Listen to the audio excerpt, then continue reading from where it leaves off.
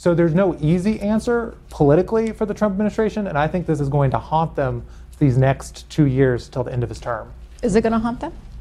I believe it's going to haunt them if they can't decide whether or not they want to win. Trump and his administration have to be willing to keep on the table going all in. Whether that is completely annihilating Karg Island, to being willing to put boots on the ground and going back to a posture of we are willing to do whatever it takes to make sure that this regime stops menacing the Middle East and our Gulf partners. But Stephen, can I just ask, every escalation the Trump administration has taken has not proven to actually force the Iranians to back down. They've been able to use asymmetric warfare, drones, so on and so forth, to stymie the Trump administration, certainly when it comes to the negotiating table.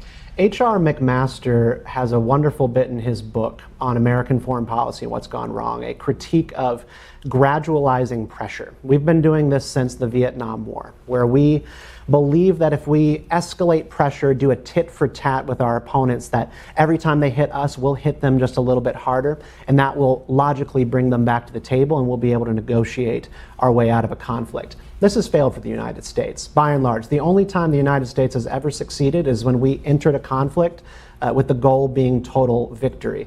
That's just not how we do things anymore, and it will lead to an embarrassing, long, grinding defeat for this administration if they can't decide what it is they want to accomplish here. Yeah, Senator Mark Warner, the Democrat, said over the weekend it would take at least 15,000 soldiers if the U.S. wanted to deploy troops on the ground. And we understand, Mally, there just isn't political appetite for that. There isn't that political will, and I get Stephen's point that this tit for tat is not necessarily a good situation, but I think the issue you have here is that we've seen too that full U.S. invasion and occupation of countries is not necessarily a winning hand either. We have Afghanistan, us spending decades, and then then the government crumbling to the Taliban right after we leave. We had Iraq, which obviously was a war of choice that did not go well.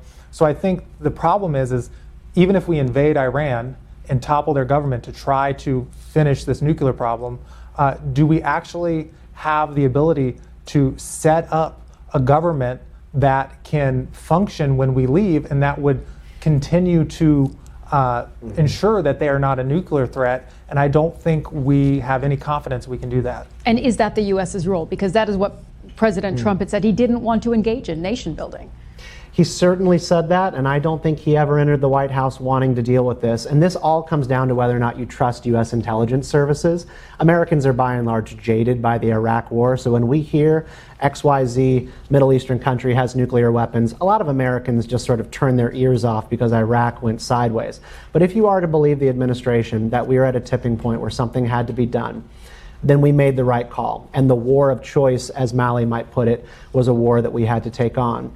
But we're going to have to work with the Gulf state allies and our other Sunni states in this area who would like to see Iran, this theocracy, this radical theocracy, practically living in the Stone Age, who are going to try to keep this entire region from moving forward into the future.